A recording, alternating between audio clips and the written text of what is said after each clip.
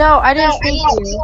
I said I Well, was here on behalf of my friend. I already told you you're just gonna come back next season, so it's like, why are you still disrespecting me?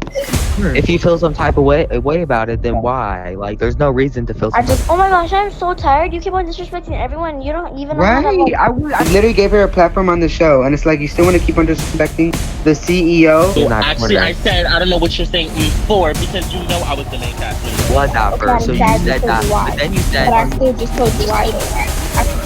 What's up then? What's up? You get in there because no, we're done. We're done. We're done.